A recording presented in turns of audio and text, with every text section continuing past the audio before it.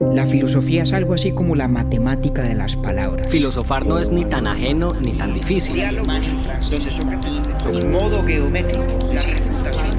Ahí tengo yo otra pregunta.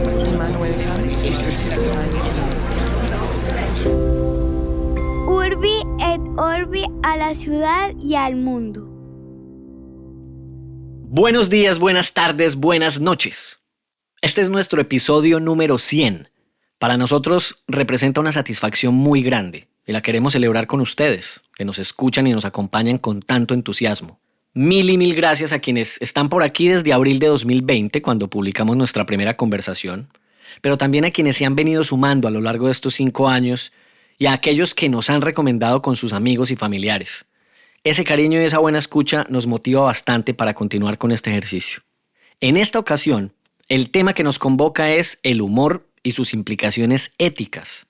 Me atrevo a decir que a mí me interesa tanto la comedia como al compañero le interesan los argumentos de Kant, Rousseau y tantos otros. Nunca antes había hablado sobre el humor a la luz de la filosofía, aunque sí de la corrección política, un concepto desde el cual se evalúa muy frecuentemente la comedia, sobre todo en nuestros días. Y ya me ayudará el compañero durante la conversación a precisar si la moralidad y la corrección política del humor son o no la misma cosa. ¿Cómo saber cuándo un chiste se torna éticamente reprochable? ¿Qué nos dice el humor sobre el carácter de quienes lo comparten y disfrutan? ¿Y qué tanto peso tiene el hecho de que alguien pueda sentirse ofendido al momento de evaluar si un chiste es o no éticamente permitido? En este episodio, además, David se toma la licencia de compartir su opinión y yo quise contar un poco sobre mi experiencia aprendiendo sobre el género. Aclaramos que no es un episodio chistoso, pues como diría el sabio Cantinflas, el humor es cosa seria y la seriedad es una cosa que hay que tomar con humor.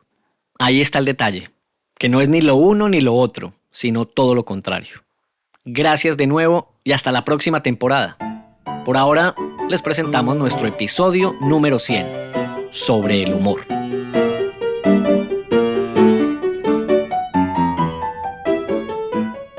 Compañero David Zuluaga Martínez. ¿Qué Octi? Bienvenido. Con este Iván 100 veces que yo lo saludo a usted de esa forma. Imagínese, maestro, llegamos al episodio número 100 contra todo pronóstico, empezando por los nuestros.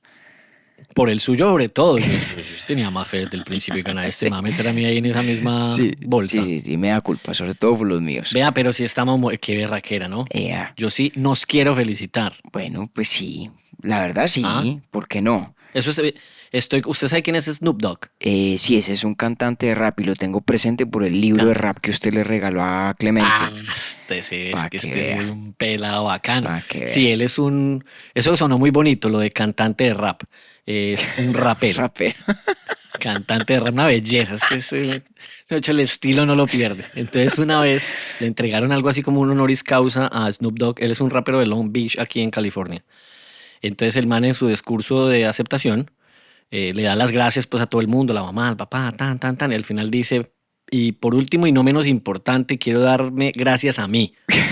Y entonces empieza a decir, ¿por qué? Porque no me rendí, porque no sé qué, Entonces yo digo, nos quiero felicitar también por, 100 episodios. Carajos, pues sí, felicitémonos. Felicitaciones, Octi. ¿Sí o no? Hombre, igualmente, compañero, a Camilo, a Catalina, a María Cristina, Clemente, que también ya hace parte del parche. Qué bonito haber llegado de verdad hasta estas alturas. Y ya eso es como cuando me decía un amigo, cuando usted empieza a buscar un proyecto de vida que realmente quiere y del que está convencido, hay un arco de tiempo y cuando supera más o menos la barrera de los 2 o 3 años, si no ha llegado a la meta ya no le importa y sigue esperando y resistiendo hasta que la consigue. Aquí es un poquito parecido y es que pues ya llegamos a 100, eso ya el 200 no asusta, eso, vamos para adelante a ver qué. Vamos para adelante y lo que hay es filosofía para rato. Y muy alegre pues que sea el tema del cual vamos a hablar a continuación, pero antes de eso, bueno, ya izamos bandera nosotros, pero usted tiene una bandera muy bonita, Hombre, échela de una vez. ¿Cómo le parece este cuento? Cuando mi mamá estaba recién casada, pues antes de que yo naciera, ella trabajaba en el ICOL, que era una empresa de transporte pues de helicópteros, y tenía una compañera que se llama Elsa Caicedo.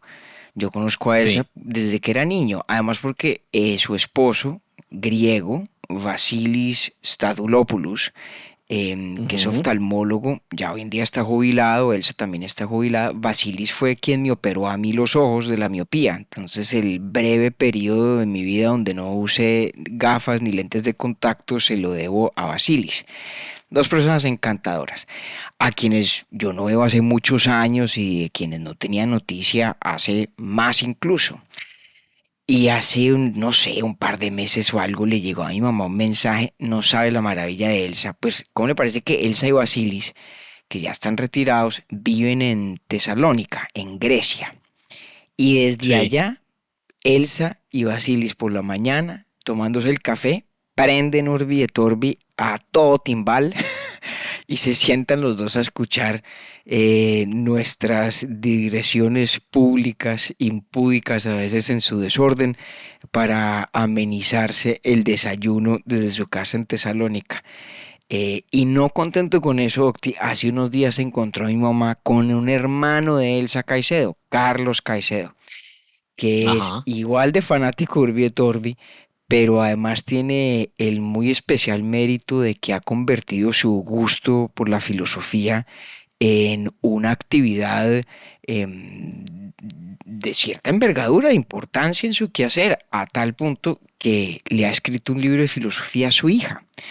Y me parece una cosa especialmente bella que una persona, como en el caso de Carlos, se enamore de la filosofía y termine utilizando su tiempo, ahora que no trabaja o trabaja menos, para no solamente, entre comillas, consumir filosofía, sino producirla también y escribirle algo a su hija en clave filosófica. Eso me parece de un especial mérito. Entonces no quería dejar clausurar esta temporada sin una muy merecida y además afectuosísima izada de bandera para Elsa, para Vasilis y para Carlos. Hombre, no, una historia muy bonita, familiar con Urbi et Imagínese. Orbi. Vea, está usted, gracias a los parlantes de la familia, filosofando usted en Grecia. Hágame el Es que eso favor. es, eso es muy significativo para nosotros, que alguien nos Sí, escuche en Grecia tiene una connotación absolutamente. especial, porque hay pues una indiscutible reverencia por esa tierra, por esas latitudes. Entonces, que la voz nuestra resuene allá, por cortesía de Elsa y de Basilis, no deja de ser un reconocimiento especial, peculiar. Un abrazo grande a Elsa, a Basilis, a Carlos. Y bueno, pues izadas de bandera tenemos bastantes, pero de episodios de aquí para adelante también hay. Así que seguiremos en esa Y empresa. con más entusiasmo todos los días. Totalmente de acuerdo. Bueno, y le voy a echar entonces el dato inútil pero divertido, porque en el episodio 100 yo como no le voy a echar a usted Por un dato inútil favor, pero lo divertido. mínimo. Entonces empecé a buscar, yo, ¿qué me invento? ¿Qué me invento? Entonces dije, busquemos listados de clasificaciones de las 100 cosas de cualquier vaina. Y entonces encontré una muy chévere. A ver, Encontré la lista de la revista Rolling Stone con las 100 tapas o portadas de discos más famosas, según ellos, de la historia, ¿no? interesante, De todos porque los yo me tiempos. imagino que esa lista ya es muy difícil de hacer hoy en día, ¿no? Porque hoy en día la gente lanza canciones muy famosas y las lanza directamente en Spotify o lo que sea, pero no es como antes los CDs que tenían la portada y eran como Pero estos. siguen teniendo. ¿Siguen teniéndolo?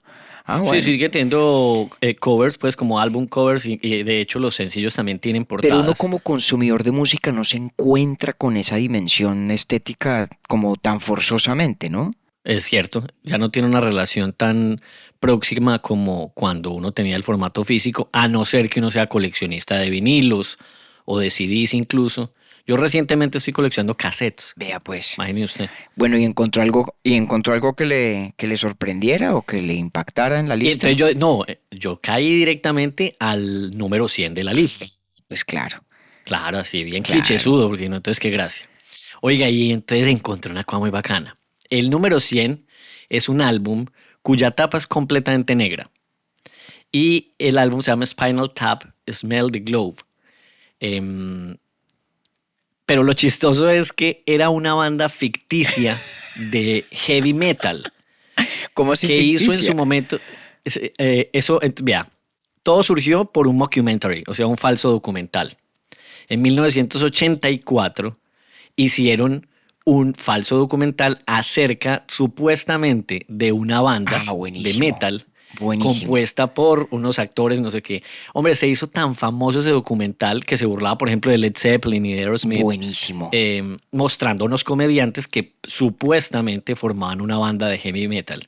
Entonces ellos tenían un álbum. Y le sacaron disco a la falsa banda. No, le sacaban un disco, pero entonces la gente empezó a escuchar tanto ese disco que no sabían que era una banda que no existía. No, Entonces, espectacular. Fue una nota, o sea, fue un gran hallazgo, muy de buenas, pues como que caí justo ahí, pero me parece que cobra completamente sentido con el tema que nos convoca en este episodio número 100.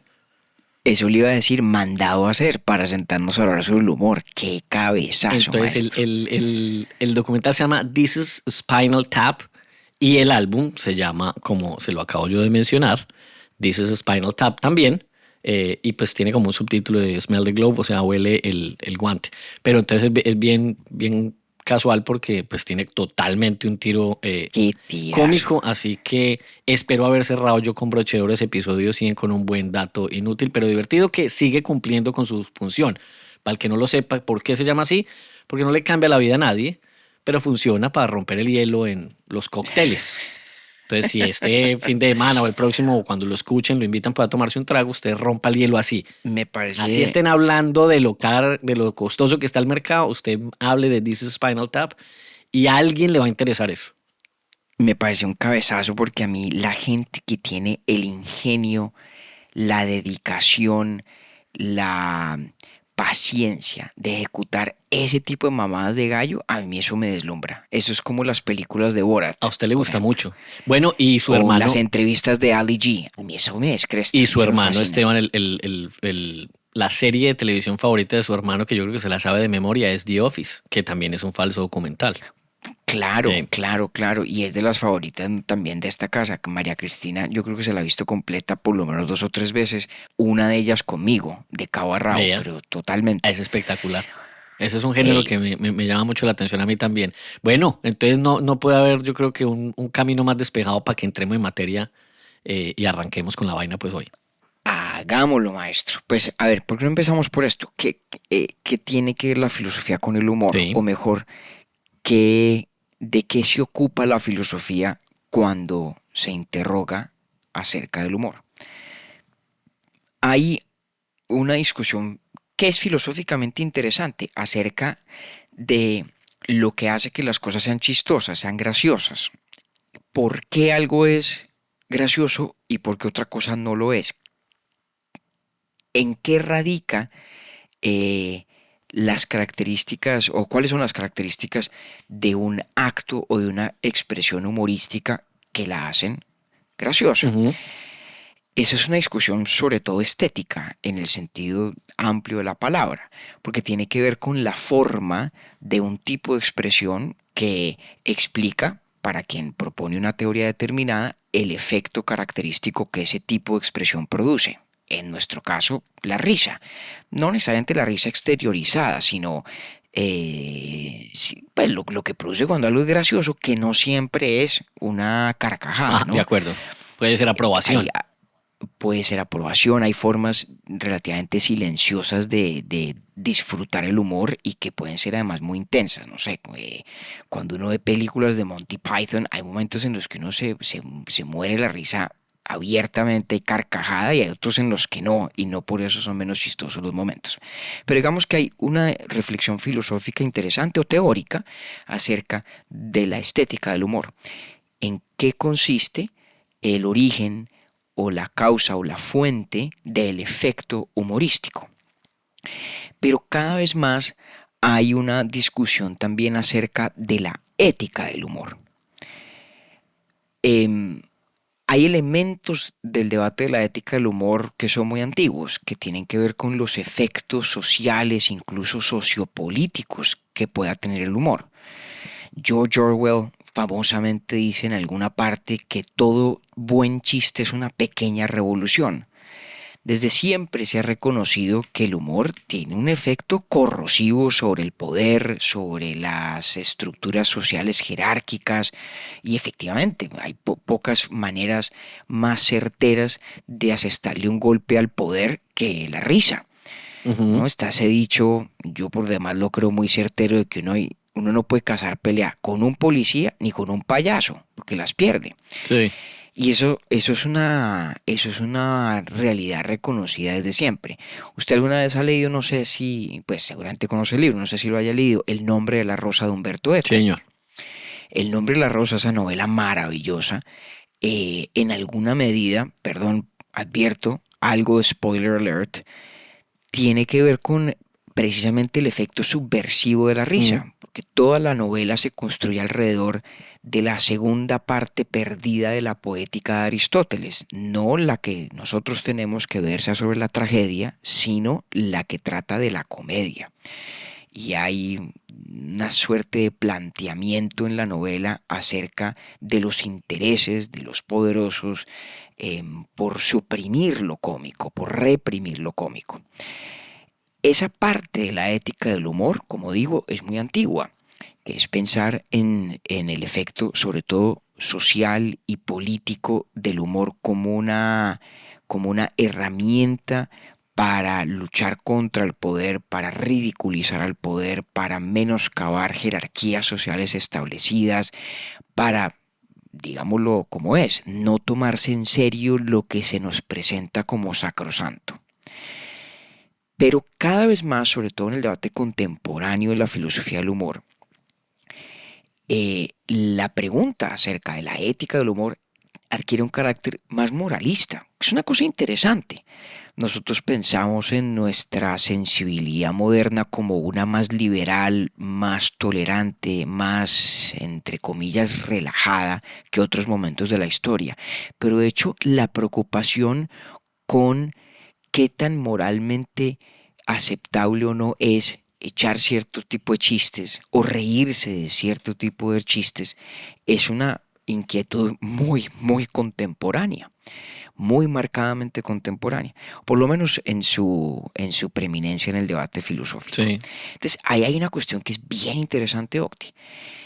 En un momento de la historia de la humanidad donde pues cualquier persona decente cree que los seres humanos somos todos moralmente iguales en términos de nuestra valía ética, del respeto que merecemos, y a la luz del hecho de que una parte muy importante del humor opera por vía de estereotipos negativos de grupos humanos, Sí. ¿cierto? Surge entonces una inquietud muy importante, y es sí, y en caso de que sí, hasta qué punto, en qué medida o por qué razones es éticamente censurable cierto tipo de humor.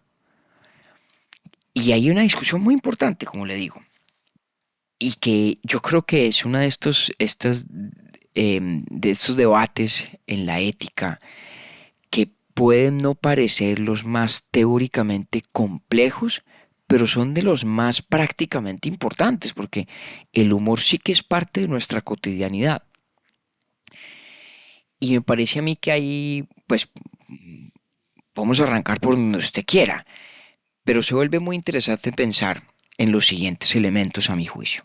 Yo quisiera darle, cuando usted lo considere, para no cortarle el hilo, pero quisiera hablarle de mi experiencia cuando comencé a estudiar comedia aquí en Estados Unidos y cuáles fueron las indicaciones que podría yo decir todos los profesores de forma homogénea me dieron una misma instrucción alrededor de eso. Suéltela De de una una vez. vez, arranquemos por Bueno, ahí, pues sí, vea, claro, arranquemos por cuando ahí. yo llegué acá, y lo conocí a usted de hecho por esos días, yo empecé a estudiar guión, pero gran parte de mis clases eran de comedia, porque ese era el género y sigue siendo uno de los géneros que más me interesan. Entonces tomé varias clases, escritura de cuando eso uno escribía guiones especulativos o guiones originales, y también estudié improv, que es como improvisación y demás. Entonces, digamos, uno aprende ahí la técnica de cómo se escribe un chiste, cuántos chistes uno... la comedia en Estados Unidos y en inglés tiene una técnica que aplica muy bien dependiendo del formato que uno esté escribiendo, si es televisión o stand-up comedy, en fin. Pero además de esa técnica, siempre cada profesor nos hacía énfasis en algo, y es, ustedes solo pueden reírse, es decir, escribir chistes acerca de aquello a lo que ustedes pertenecen. Entonces, claro, éramos un grupo muy diverso culturalmente. Entonces le decía a todos los que estábamos, por ejemplo, usted que es latino, me decía a mí, usted puede burlarse de los latinos. Ojalá se burle de los latinos hombres. Y seguía con la lista. Y ojalá que sean latinos hombres heterosexuales. Y también si se puede burlar solo únicamente de los latinos hombres heterosexuales católicos, pues mejor. Entonces siempre iba como cerrando la brecha. Y eso lo mismo le decía a mi compañera afroamericana y a la asiática, a la, digamos, a la blanca, pues que uno en Estados Unidos habla mucho de etnias, ¿no? Y entonces hubo un caso que nunca se me va a olvidar. Cuando estábamos en una clase sobre improv, levanta la mano un amigo, un estudiante. Entonces dice, pero entonces, ¿qué hago yo? Porque el problema es que yo soy transgénero. Entonces, pero nadie sabe que yo soy transgénero porque pues aquí quienes sabían que yo era transgénero y todos dijimos, no, pues era bastante masculino y nunca nadie se hizo esa pregunta y la profesora, recuerdo muy bien, se encartó para la respuesta. Porque claro que él tendría el derecho, pero en el escenario a un espectador le quedaría muy difícil identificar que esa persona. Claro, entonces ahí, digamos, por ejemplo, como un pequeño cortocircuito que recuerdo con especial atención, quedó irresuelto en ese momento. Y entonces, digamos que, y esto se lo amarro con el concepto, pues como sombrilla que siempre es desde ese momento hasta ahora.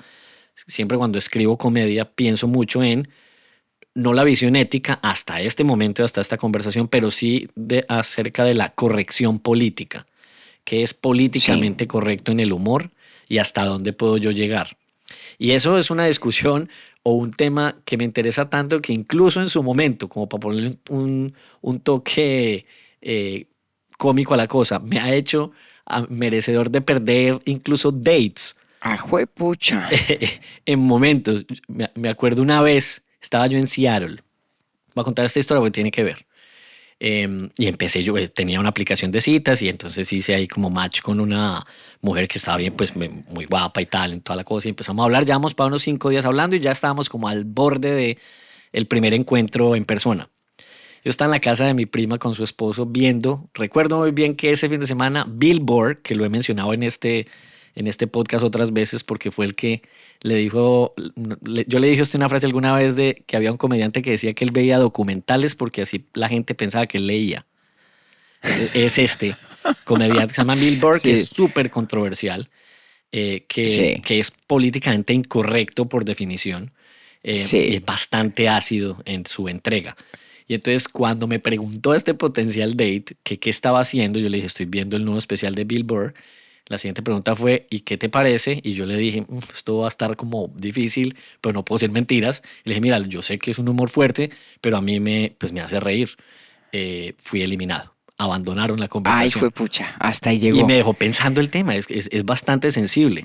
Entonces, bueno, ahí como que le quería pintar toda la situación por la que pasó. Súper claro. No, y es perfecto como punto de partida. Entonces, me parece que hay dos elementos que podemos empezar a explorar en esta experiencia que usted cuenta, pues el conjunto de la experiencia que nos comparte.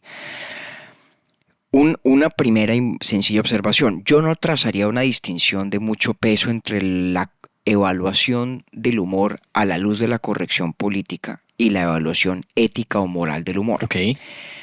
Porque al final del día, los estándares de la corrección política se proponen, se defienden, se afirman por razones éticas.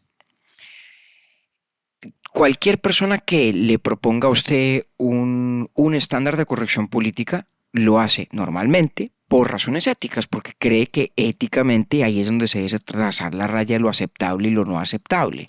Entonces, aunque a veces el término de lo políticamente correcto tiene una connotación peyorativa, ¿cierto? Donde quien está sujeto a esos límites es un poco víctima de un constreñimiento de la turba que lo va a obligar a permanecer dentro de ciertos cabales. Lo cierto es que esos estándares en alguna forma han existido siempre. Toda sociedad tiene tabús. Sí. Toda sociedad tiene límites que normalmente no se cruzan.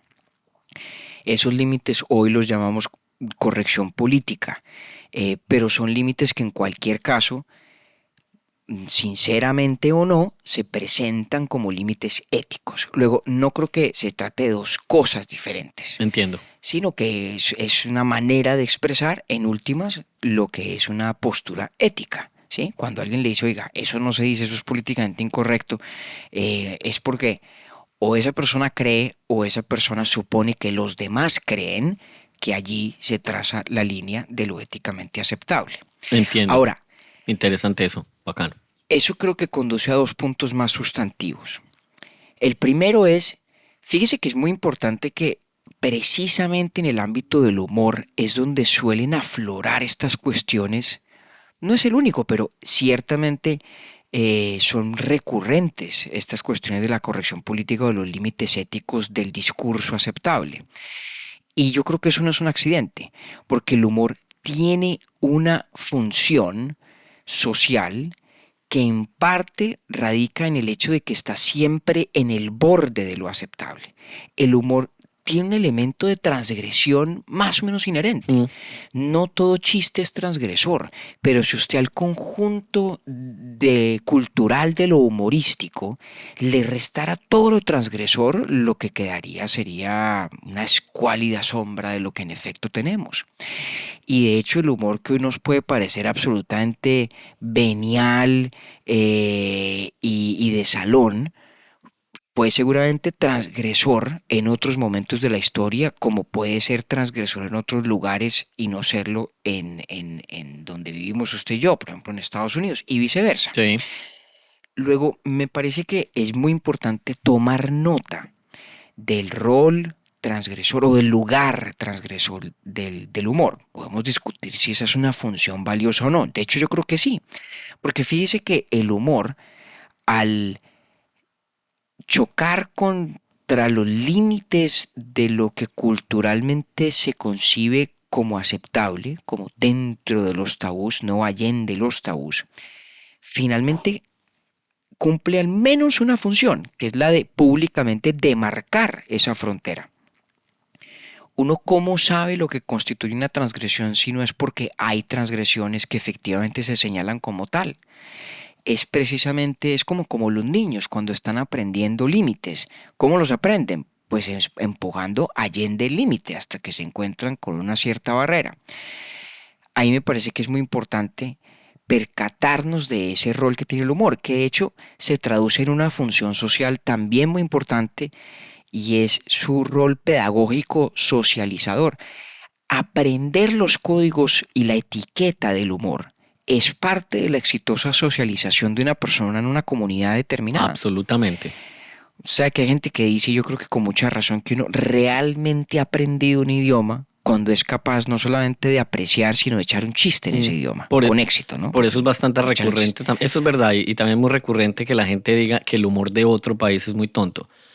En español se dice el humor gringo es muy tonto, es igual de inteligente al de uno. Lo que pasa es que hay que conocer la cultura popular de esa sociedad. Tiene un código cultural diferente. Tal cual. Exactamente. ¿Y eso cómo se aprende? Eso se aprende con humor. Sí. Yo me acuerdo recién llegado a Estados Unidos a estudiar la universidad y pues había muchas cosas que yo de pronto no entendía, que efectivamente no entendía, muchas referencias culturales, claro, muchos tabús y muy fácil vulneración de otros confines de lo social que a mí me parecían tabú.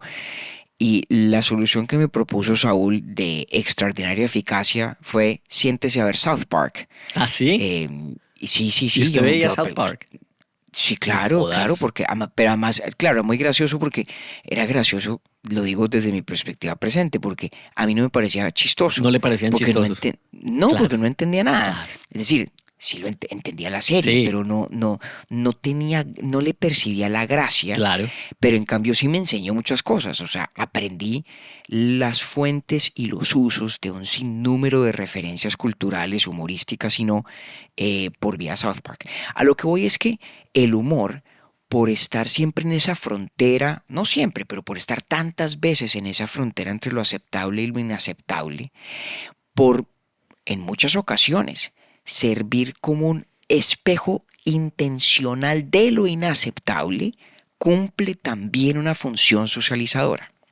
Hay pocas formas más eficaces de usted entender lo que es políticamente incorrecto o tabú o inaceptable en un contexto cultural determinado que ir a ver a un comediante de ese ámbito cultural al cual se le reconoce el ser transgresor de oficio. Ujú. ¿Sí? Sí. O sea, yo cuando vi por primera vez stand-up comedy de Dave Chappelle, por ejemplo. No, pues imagínese. en- Y empezó por ahí usted. y- Se fue con toda. Imagínese, entonces, claro, empecé a entender, digamos, cuáles eran los límites más claros. Sí. Si usted quiere saber en qué consiste la más absoluta vulgaridad a la que uno no incursiona en un diálogo de salón, en la cultura paisa, pues va a inventar cualquier cosa, pero vaya usted y busque grabaciones de la Nena Jiménez, por Eso iba a ejemplo. decir yo, la Nena Jiménez, En sin fin, lugar a dudas. Exactamente. Entonces, el humor, no todo, repito, pero una parte importante y sustancial del humor, por estar en esa frontera de la transgresión, de lo posiblemente transgresor, y a veces por ser intencional y expresamente transgresor a ultranza, cumple también una función socializadora importante. Esto para decir que hay al menos un argumento que sostiene que parte del valor social del humor precisamente radica en que a veces cruza la raya ética. Ok. Fíjese, que es una cosa Vea. interesante. Mm. Es una tesis que defiende alguna gente.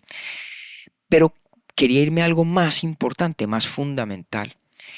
¿Por qué a usted su profesor de stand-up comedy o sus profesores de stand-up comedy le decían solo haga chistes que trancen en estereotipos negativos de grupos a los cuales usted pertenezca? Ujú. ¿Por qué? El humor tiene una particularidad. Cuando usted piensa en lo que podemos llamar, por seguir a Austin, en los actos de lenguaje o en los actos lingüísticos, ¿sí? La inmensa mayoría de nuestros actos lingüísticos tienen una premisa implícita o tácita. Y es que lo que una persona dice es una fiel representación de lo que la persona piensa o cree. El ámbito discursivo, el ámbito comunicacional entre seres humanos funciona única y exclusivamente porque en la inmensa mayoría de los casos es norma la presunción de sinceridad y de veracidad en el interlocutor.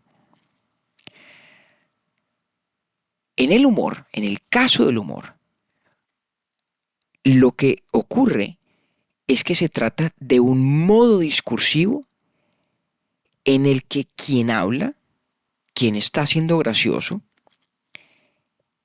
no está interactuando comunicacionalmente desde ese principio de buena fe. Esto no es para que suene negativo, sino es meramente descriptivo. Cuando usted me echa a mí un chiste, Sí. entendemos los dos que en ese ámbito del humor usted no está representándome a mí lo que usted en efecto cree que es cierto. Solo está describiendo una situación. Ni siquiera está echándome un cuento. Ya. Digamos, está recurriendo al lenguaje. Pero usted no se está, yo no me estoy suscribiendo a aquello que cuento. Exactamente. Ujú. Exactamente. Cuando usted echa un chiste, usted de entrada no está casándose con lo que el chiste dice o expresa en su contenido. Mire que Austin, este gran filósofo del lenguaje inglés, decía que hay como niveles de cosas o tipos de cosas que uno hace con el lenguaje. El lenguaje tiene lo que él llamaba actos locutivos, ¿no? Que es el de transmitir información, es lo que uno dice. Tiene un elemento ilocutivo, que es la intención de lo que uno dice, que es muy distinto, ¿no? Sí. Le voy a poner un ejemplo. Usted de pronto tiene un acto de altanería adolescente con su mamá cuando la está visitando allá en Manizales en su casa y su mamá se voltea y le dice, ahí está la puerta. Cuando su mamá le dice, ahí está la puerta, Octavio, su mamá no está informándole de que existe una puerta que está allí. ¿Correcto? Correcto. Eso no es lo que su mamá está haciendo. Su mamá sabe que usted ve la puerta, que usted entró por ella y usted sabe que la puerta está ahí. Sería una torpeza interpretar ese acto comunicacional De manera textual. o como un mero transmitir de información. Sí. Lo que su mamá está haciendo es que le está diciendo, si no le gusta, váyase porque aquí en mi casa mando yo. Ujú. Eso es lo que le está diciendo su mamá. La intención, el acto ilocutivo detrás de la locución es, ahí está la puerta. El acto ilocutivo en realidad lo que significa es, en mi casa mando yo y si no le gusta, váyase. De acuerdo. Pero además tiene una dimensión perlocutiva. Y es que su mamá no le dice eso para que usted se vaya. Su mamá le dice eso para que usted entre en razón y se porte bien. Sí. ¿Sí? El acto tiene un propósito de inducir una conducta en usted que fíjese que esas tres dimensiones son bien diferentes. La locución, ahí está la puerta, si usted la saca de todo contexto cultural, no tiene ninguna relación con el mensaje en mi casa mando yo, ni necesariamente guarda relación con el propósito de inducir en usted una conducta que es la de, carajo, me contengo y me comporto. Pórtese bien. ¿Sí? Sí. En el humor, en el chiste en concreto, hay muchas formas del humor, pero estamos concentrándonos sobre todo en los chistes que uno cuenta, los que son actos de lenguaje. En esos actos de lenguaje hay también una extraña desconexión entre los distintos elementos de lo que está pasando. Hay unas palabras que dicen una cosa, normalmente la expresan como fáctica, ¿cierto? Entonces pongamos un chiste que es muy popular en Estados Unidos, no sé qué tan gracioso suene en español, pero cuando le dice, oiga, ¿cómo se llama 50 ahogados en el fondo del mar? Y alguien dice en inglés, it's a good start, ¿no? Está bien para empezar, como quien dice, pero no basta. Sí. Uno de estos clásicos chistes contra los ahogados. El chiste, si usted no entiende que es un chiste, pues se constituiría la afirmación de que literalmente 50 ahogados en el fondo del mar son un buen comienzo. Eso no es lo que usted está diciendo cuando usted utiliza esas mismas palabras en un modo discursivo humorístico. Usted lo que está es entrando, digamos, en una especie de juego con su oyente, con su interlocutor, donde se suspende la norma del intercambio comunicacional, que es la de atribuirle al otro lo que dice como una convicción sincera. ¿Por qué uno puede mentir? ¿Y por qué uno puede cañar? Uno caña y uno miente porque cuando uno tranza en palabras con los demás, igual que uno, siempre instintivamente, salvo que haya pistas que den lugar a esperar lo contrario, está uno atribuyéndole a la persona una convicción sincera en lo que literalmente dice. ¿Correcto? El humor suspende eso. El humor lo suspende. Pero la moralización del ámbito del humor, que es un poco el fenómeno contemporáneo con el que arrancamos, cuestiona esa característica. Dice, de pronto no es tan así. De pronto cuando una persona echa un chiste, en efecto sí refleja una actitud que de hecho tiene. Puede que no se esté casando con el sentido literal de las palabras, pero si usted echa un chiste, digamos, antisemítico, o si echa un chiste sobre los hispanos, o si echa un chiste sobre los polacos, ¿no? Que es un género del humor en muchos países análogo al de los pastusos en Colombia. Así es. O al de los gallegos en España. Si usted echa un chiste de esos, puede que usted no crea literalmente lo que el chiste dice. Puede que no le pueda uno atribuir a usted la sincera convicción de la locución del chiste, ¿cierto? Pero sí le podemos atribuir al menos una afinidad con la actitud, con el estereotipo, que soporta la viabilidad humorística del chiste. Por eso es que esos profesores le decían a usted que solamente podía echar chistes que transaran en estereotipos negativos de grupos a los que usted pertenece, porque una de las maneras de asegurarnos de que alguien no comparte un estereotipo negativo, o una de las pistas para suponer que no lo comparte, es que esa persona pertenezca al grupo sobre el cual versa el estereotipo. Ujú. Porque hay una suposición muy razonable, y es que si usted es pastuso y echa un chiste sobre pastuzos, no es porque usted crea que los pastuzos son menos inteligentes, porque usted es pastuso. Ujú. Normalmente las personas no comparten los estereotipos negativos de los que son víctimas. Entonces, cuando una persona echa un chiste que utiliza un estereotipo negativo de un grupo al que pertenece, tenemos mucha más garantía contextual de que a esa persona no le podemos atribuir la idea moralmente censurable del estereotipo mismo. Claro. Por eso existe esa restricción, ¿ya? Pero fíjese que la premisa de lo que le dicen sus profesores es una premisa muy interesante y no es del todo obvia. Y es que, en efecto, salvo que haya pistas en contrario como membresía en el grupo de que trata el estereotipo negativo, el chiste permite la atribución de una actitud de afinidad con el estereotipo en la persona que lo dice. Y esa me parece que es una tesis que no es obvia. No es obvia. Entre otras cosas, porque hay géneros humorísticos que adquieren existencia e identidad como géneros. O sea, cuando un gringo promedio echa un chiste sobre polacos, en realidad para ese gringo no habría ninguna diferencia con que los chistes de polacos fueran chistes de suecos. Si en De efecto acuerdo. todo el mundo pensara que los suecos, digamos, o digamos, si por accidentes de la historia, el target, como dicen en inglés, o el objetivo de esos chistes, ¿no? Lo que está en la mira del chiste fueran los suecos y no los polacos. El gringo promedio no ha conocido nunca un polaco, no ha ido nunca a Polonia. No, yo sé chistes de gallegos y yo nunca he ido a Galicia. Sí. No tengo ninguna opinión sobre los gallegos, no comparto ningún estereotipo negativo, pero además no tengo ni siquiera cómo asimilarlo. Porque no tengo suficiente proximidad cultural, pero entiendo la noción de que haya un género de chiste donde a tal o cual grupo, por razones accidentales y de poca importancia en el contexto de echar el chiste, se lo asocia con un grupo de personas menos inteligentes que los demás. Y el chiste, digamos, tiene suficiente eficacia solamente con que se entienda eso, sin que necesariamente se comparte el estereotipo negativo. Entonces, para resumirle la cosa, Octi, los chistes son un ámbito filosóficamente interesante porque fíjese que desnudan todas estas capas de lo que en realidad ocurre cuando nos comunicamos con las palabras.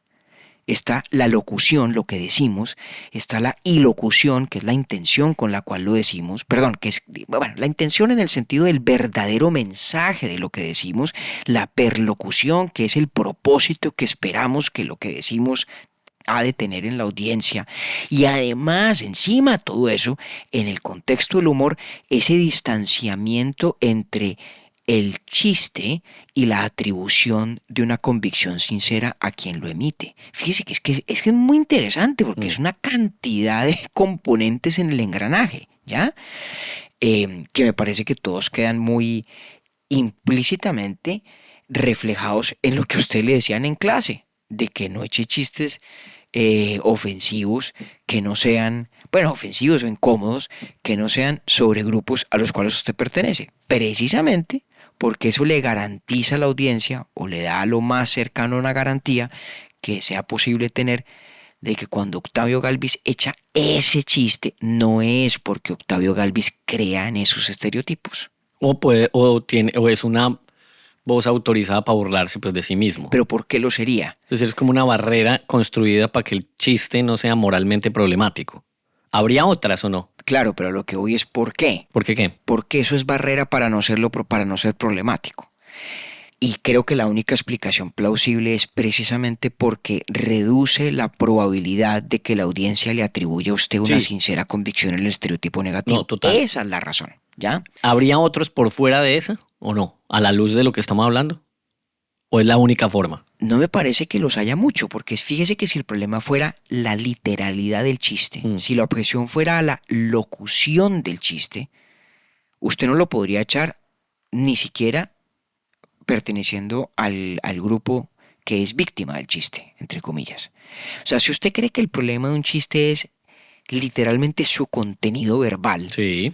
la locución, si ese es el problema, no veo yo cómo la identidad de quien emite el chiste haga diferencia para bien o para mal. Bueno, de pronto puede hacerla para bien, perdón, para mal, pero no veo cómo la haga mal, para bien. sí, más probable que sea para mal que para bien. Correcto.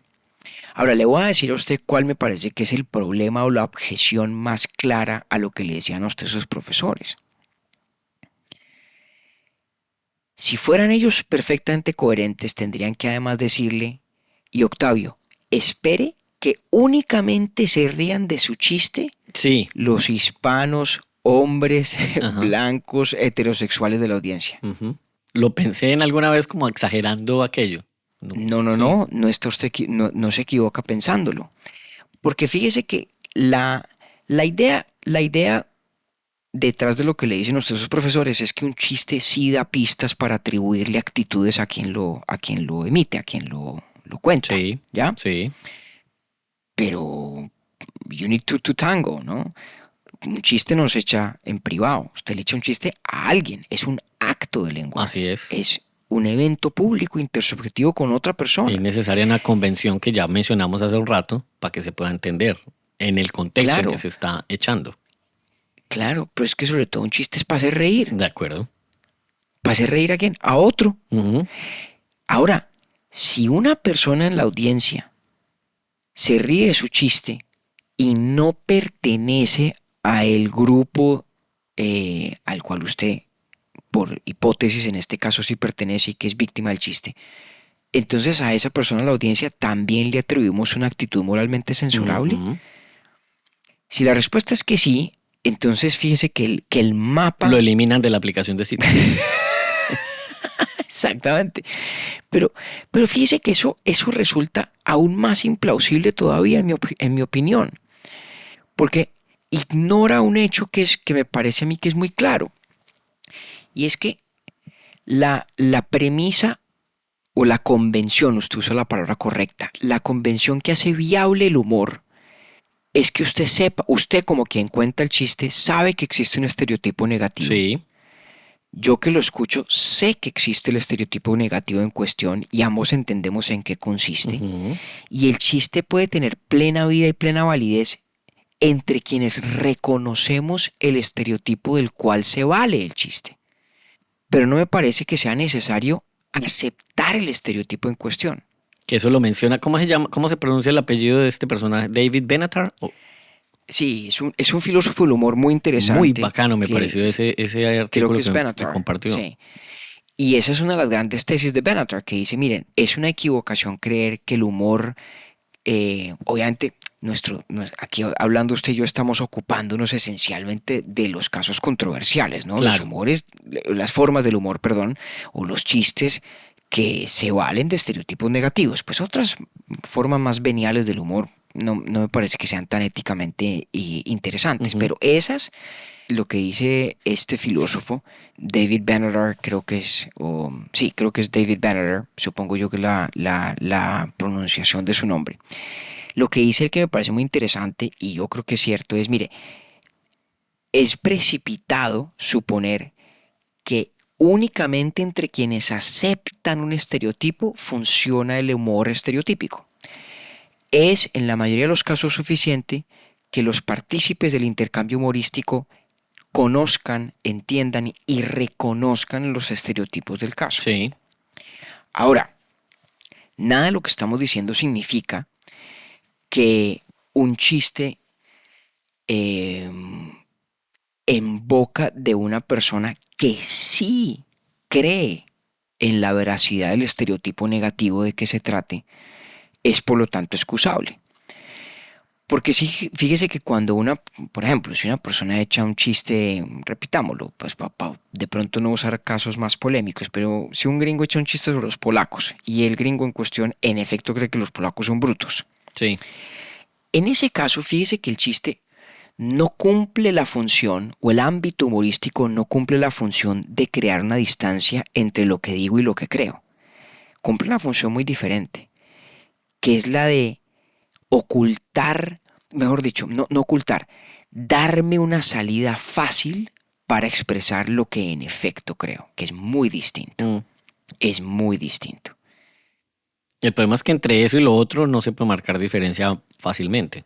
No es fácil en el sentido de que uno no siempre tiene evidencia suficiente acerca de la persona para saber marcarlo. Claro. O sea, cuando yo no conozco muy bien a alguien y no sé suficientemente acerca de la persona y de su carácter, de pronto un chiste pasadito de raya me pone en alerta. Porque no tengo suficiente información para saber si esta persona está entrando en el juego del humor, donde reconocemos un estereotipo que no aceptamos, o si en cambio la persona está valiéndose del juego del humor para solapadamente comunicar lo que sí acepta, pero teniendo la salida fácil de decir, es que yo estaba mamando gallo, es que era solo un chiste. Esa es una diferencia enorme en mi concepto, una diferencia gigante. Yo le tengo otra pregunta. Pero antes de eso, una idea que no quiero que se me olvide. Creo que en eso encontramos una pista también para un fenómeno que es bien interesante. Y es que es tan contextual la moralidad del humor que hay chistes que sería éticamente inaceptable para mí echar aquí en este podcast. Pero de pronto no lo serían tanto o no en lo absoluto si estamos usted y yo solos con Camilo y María Cristina tomándonos una copita aquí en la casa. ¿Por qué? Porque es que entre nosotros cuatro nos conocemos lo suficiente para saber que en el contexto de ciertos chistes estamos, digamos, disfrutando la gracia, la jocosidad, la destreza a veces en el uso y la tergiversión del lenguaje que se comunican por vía de un chiste, ¿no? El deleite de la incongruencia pura, que suele ser la fuente de lo humorístico, sin que esté de por medio siquiera la posibilidad de atribuirle a alguien una sincera convicción en un estereotipo negativo. Pero habrá más de un oyente casual o accidental de un capítulo de este podcast que sin conocerlo a uno pueda justificadamente tener duda acerca de si yo estoy entrando en el juego del humor o si estoy valiéndome del juego del humor para solapadamente comunicar una convicción con la fácil salida de estaba mamando gallo, que son dos cosas Le tengo distintas. el mejor ejemplo posible en la historia de este podcast. A ver. La palabra pelagato. Claro. Alguna vez un oyente ocasional, asumo, nos regañó por Instagram. Porque seguramente se molestó mucho porque nosotros nos referimos a nuestra audiencia como los eternamente y queridos 5 pelagatos. Seguramente Sí. él pasó por alguna publicación en Instagram, solamente vio la palabra y sin información alguna de contexto, que es lo que usted está mencionando, pues muy a bien también tuvo a asumir que pues nosotros maltratábamos a aquellos que nos escuchaban. Mientras que en el lenguaje construido con esa audiencia más cercana que nos acompaña constantemente, la connotación de la palabra pelagato aquí en Urbi et Orbi es absolutamente afectuosa. No Correcto. chistosa, pero sí afectuosa. Correcto. Digamos que ese caso me parece más sencillo de hecho, Octi, porque las palabras es normal que adquieran una semántica idiosincrática en microcomunidades humanas. En todas las familias hay vocablos que solamente dentro de esa familia tienen ciertos significados. Pero acuden a lo Eso es mismo. Y es a la información previa que se tiene de esa reunión, por ejemplo, hipotética que usted me dice de que estamos tomando trago los 4 juntos. Es correcto, es correcto. Pero me parece que el caso de los pelagatos se parece más al caso de las idiosincrasias lingüísticas de una familia que al de los estereotipos negativos. Porque fíjese que la palabra pelagato en el fondo no está valiéndose de ningún estereotipo identitario del que seamos colectivamente conscientes. Es en el caso de esta persona realmente una confusión semántica. Es no apreciar que en el ámbito de la microcomunidad lingüística de Urbi et Orbi, por extensión de un uso en ciertas comunidades lingüísticas colombianas, además, la palabra pelagato puede tener una connotación más afectuosa que que peyorativa. Ahora, me sirve el ejemplo para también ponerle a la mesa, traer a la mesa otro ángulo de toda esta discusión, que es muy interesante, y es qué tanto pesa moralmente el mero hecho de la ofensa. Porque es muy común que la objeción o la crítica al humor arranque y muchas veces termine diciendo tal o cual cosa es ofensiva, ofende a alguien. Y si uno escarba filosóficamente, el argumento de la ofensa tiene un problema. Tiene varios, pero tiene uno muy notorio. Y es que más o menos implica que entre más hipersensible sea una persona, mayor poder de veto moral tiene sobre el dicho y la conducta de los demás. Sí. Que eso es una consecuencia un poco charra. De hecho, eso es un problema que ocurre en muchos contextos de la filosofía. Es un problema muy importante en el utilitarismo. Le voy a poner a usted un ejemplo que ilustra lo que quiero decir.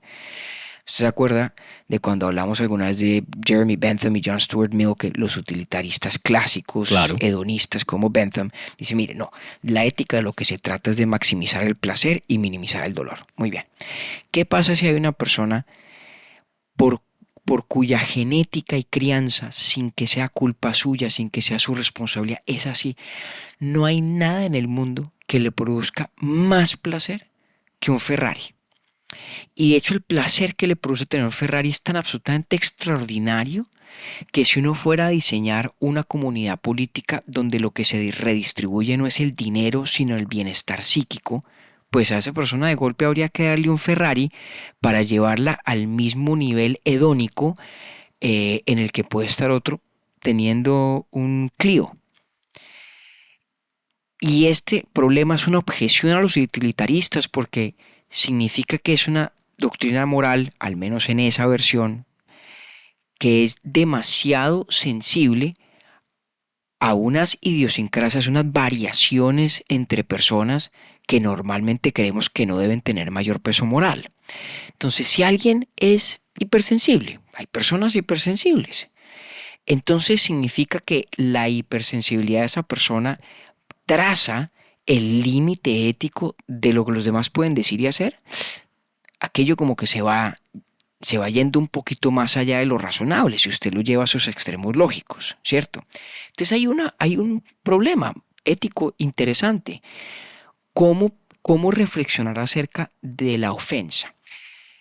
Para reconocerle el lugar que tiene, pero no concederle más del que debe tener. Porque al final del día, cuando el mero hecho de sentirme ofendido por algo se vuelve razón decisiva para restringir lo que otro puede hacer o decir, si usted, de nuevo, llevando eso a sus extremos lógicos, significa que los demás que todo el mundo está absolutamente supeditado a los niveles y los tipos de sensibilidad de los demás. Y esa sería una forma de construir nuestra topografía moral, el espacio de las razones morales en que nos movemos, como si estuviera plagado de minas. No sabe usted dónde pisar. Y me parece que esa es una inquietud filosóficamente difícil de resolver, porque nuestra intuición nos dice que cuando una persona se siente auténticamente ofendida, eso importa, pero también nos dice que no puede ser lo único que importe y no puede importar irrestrictamente. Y lo que normalmente hacen los filósofos en estos casos es trazar o proponer una distinción entre ofensa justificada y ofensa injustificada.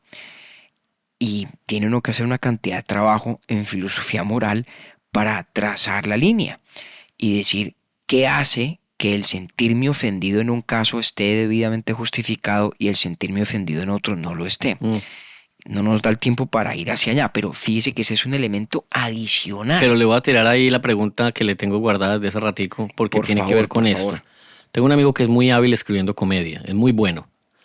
Y hemos hablado de esto varias veces, nos encontramos, vive aquí en Los Ángeles, colombiano también. Uno de mis grandes amigos de acá. Entonces hablamos mucho de estos temas.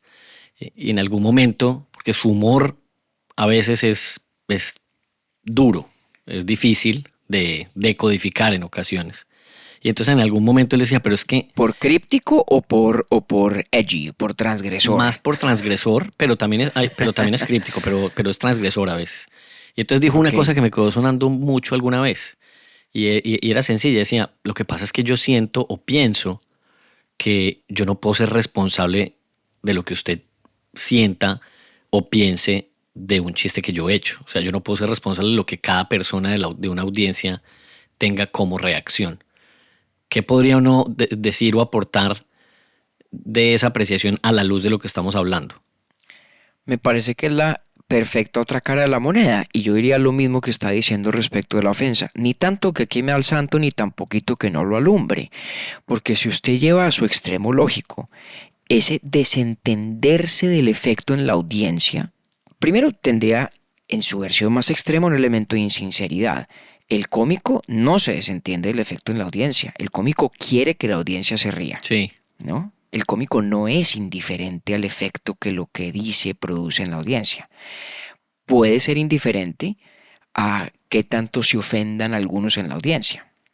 Pero esa indiferencia pues tiene ciertos límites, porque si hay ofensa justificada, pues esa merecería cierta consideración moral. Si hay ofensa injustificada, pues la puede pasar por alto. Me parece que en ambos casos se trata de la misma cuestión.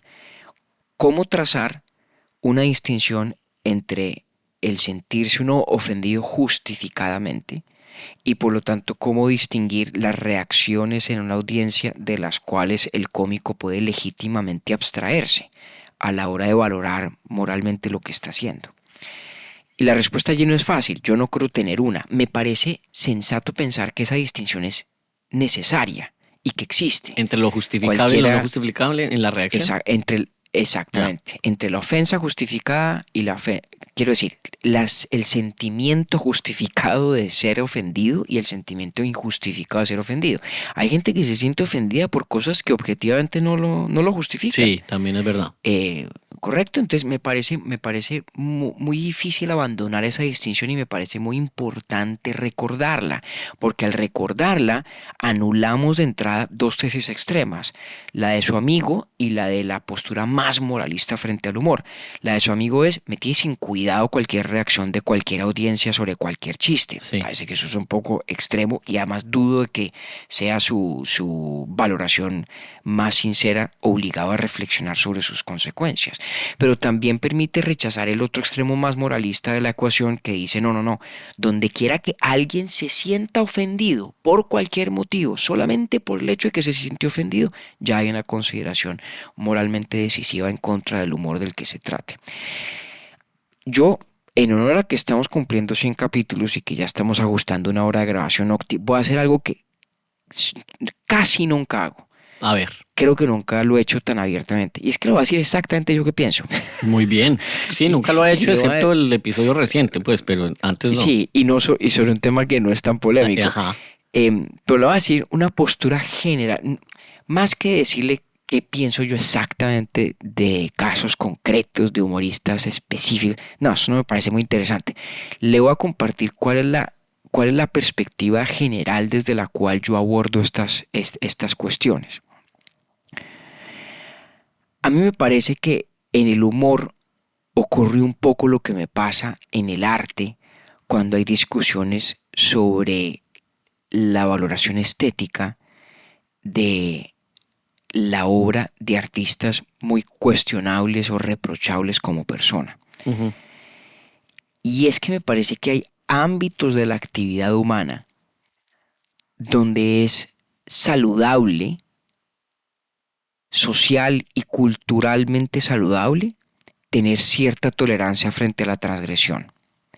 No me refiero a tolerancia frente a una persona en concreto que hace algo inmoral o ilegal.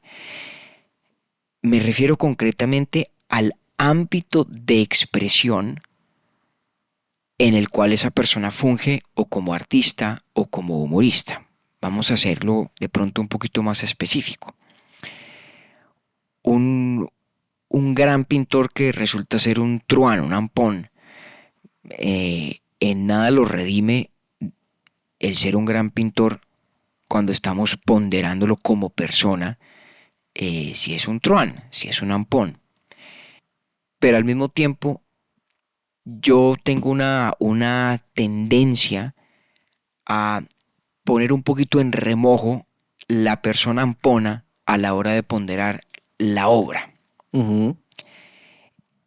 Uso el caso del arte por, porque me sirve para de pronto transmitirle la actitud, la postura de entrada. No necesariamente determina mi conclusión, pero me parece que en el caso del humor hay algo semejante. Creo que sobre todo en los contextos donde el propósito, donde la intención humorística en el intercambio entre el comediante y su audiencia es claro, el propósito es claro, la intención humorística es clara, el contexto humorístico total es evidente para las partes, como por ejemplo cuando alguien va a un show de stand-up comedy, usted compra una boleta para ir a ver stand-up comedy, el tipo se está parando allá y está haciendo un espectáculo, está actuando. Evidentemente el tipo allá en el escenario no es el sujeto cuando llega a su casa a cenar con sus hijos, ¿ya? Eh, en esos contextos me parece que es saludable una cierta tolerancia a la transgresión. Y aquí no estoy pensando únicamente en casos de estereotipos negativos sobre grupos humanos, estoy pensando en cosas, en tipos de humor que tienen que ver, por ejemplo, con la muerte. Que hay formas de ese humor que son a veces escabrosas, pero que tienen además en ciertos momentos su valor catártico también. Ahí se estaría usted como suscribiendo a lo que dice Foucault de matar el autor el autor para disfrutar de la obra, ¿o qué? No, No. no me llega hasta allá porque acuérdese que yo creo que la figura del autor es muy importante, pero es distinta de la persona total del Sí, escritor. sí. Eh, y no se trata de matarlo, sino es la capacidad de separar cosas. Ampliar un poco el límite. Ni siquiera, fíjese, ni siquiera. Es reconocer que hay ámbitos de valoración o de evaluación que son relativamente independientes. Entiendo. Es posible evaluar una obra de arte con cierta independencia de la particularidad biográfica del escritor en general y por lo tanto también en relación con características del escritor. Pues estoy pensando en una novela o en corpus de obra poética que, que nos parezcan reprochables moralmente en esa vida. Hasta cierto punto, en esto siempre mi máxima auxiliar es ni tanto que queme al santo ni tampoco que no lo alumbre. Ujú. Pero hasta cierto punto son esferas, por eso digo relativamente independientes, no digo absolutamente independientes. Le voy a poner un caso en el cual no es absolutamente independiente, cuando alguien le roba las ideas a alguien más, ¿no? Claro. Si un escritor le está robando las ideas de la novela a otro, de pronto la valoración de esa novela sí es un poco diferente, porque precisamente porque la construcción del autor como recurso interpretativo se complica. Vuelvo al caso del humor. Me parece que el ámbito del humor se parece mucho al del juego. Su valor reside precisamente en la suspensión de convenciones que rigen la cotidianidad. Está la suspensión de la convención lingüística común de que todo lo que uno dice expresa sus convicciones de manera sincera, pero me parece que también es admisible que suspenda ciertas normas de el discurso que creemos éticamente tolerable, no todas, pero ciertas normas. Me parece que el humor en eso cumple una función similar a la del carnaval.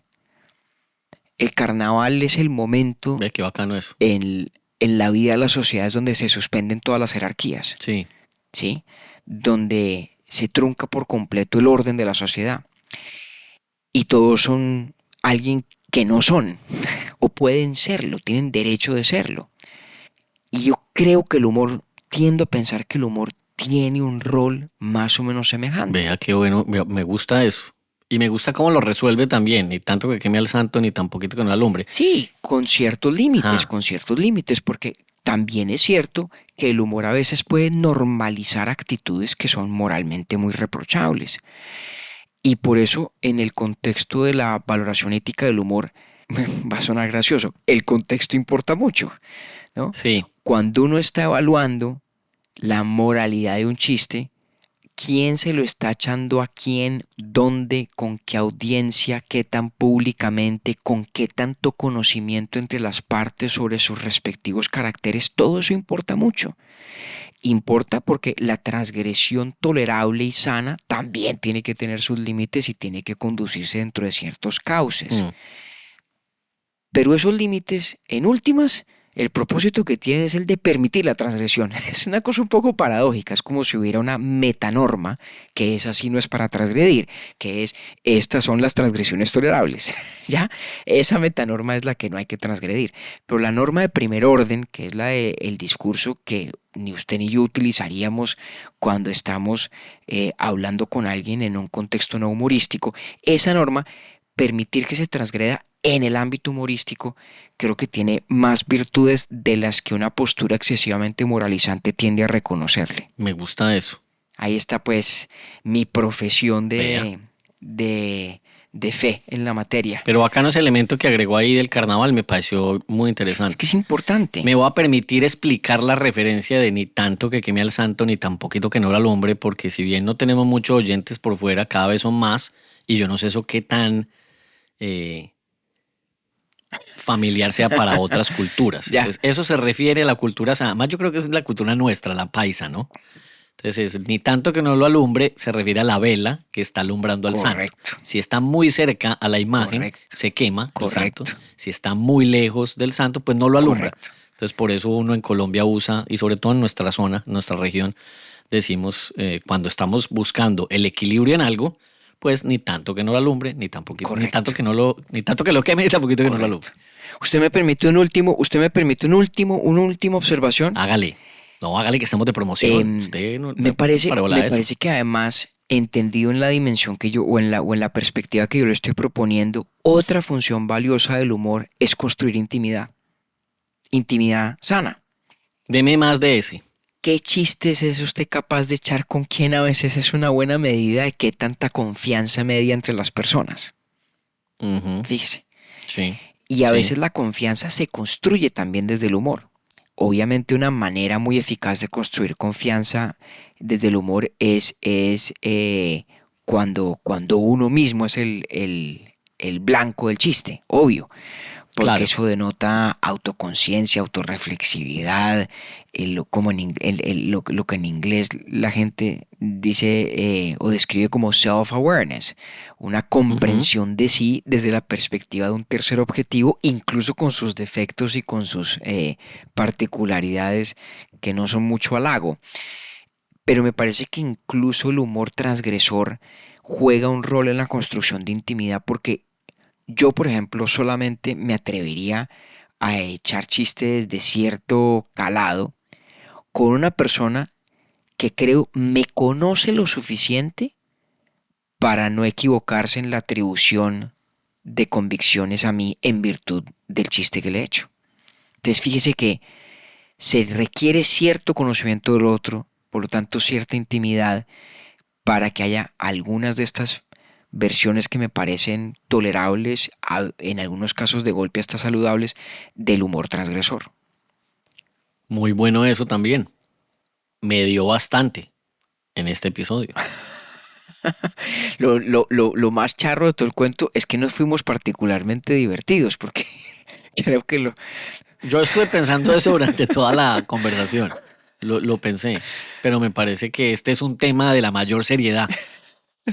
es un tema de la mayor Así seriedad. como le dimos tanto. Pero tal vez lo más serio de todo el tema es que tener momentos de no seriedad y de no seriedad un poquito incómoda a veces es muy importante. Hay que tomarse en serio Claro. la posibilidad de esos espacios y por lo tanto hay que saber moralizar en justa medida. Es de pronto mi gran conclusión. No hay que renunciar, ni más faltaba, a la evaluación moral del humor.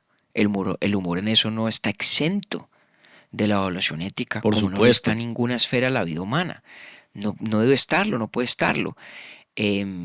Pero bien vale permitirnos verlo como lo que es y entendido en esta analogía que le propuse con el juego y con el carnaval, como una manera de ponerlo en su debido lugar. Como dice el mismo David Benatar, tomarse el humor en serio, pero no tan serio. No tan en serio, exactamente. Ajá. Hombre, compañero, vea, la vida es bella, porque me tuve que amarrar una serie de Hegel en esta temporada, pero usted me dio un buen caramelo al final. Hombre, Entonces, traiga, ¿cuál es el siguiente para la siguiente temporada? ¿Cuál es el duro de roer? ¿Ya lo tiene o no? todavía no lo tengo. Bueno. Hay que echarle cabeza. Por eso es que nos vamos a vacaciones con tranquilidad. Hay que decirle a la gente, nosotros nos vamos a vacaciones de publicar episodios, pero no es que descansemos tanto como se pensaría en el cronograma, ¿no? Porque, sobre todo porque usted me daña el parche. Yo ahorita ya terminamos de temporada y entonces arranco a leer novelitas. Y la dicha me dura cada vez menos, porque aparece usted con una lista de la siguiente temporada y me daña el Pero parche otra vez. eso es culpa suya tanto como mía, porque usted es el que dice, no, yo me lo quiero leer, no, deme otro para este, nada, sí. También es culpa suya. Sí, es verdad. No, y es que como usted ya me engatusó. Bueno, ahí entonces Pues sí. el logro mayúsculo de estos primeros 100 capítulos. Espectacular.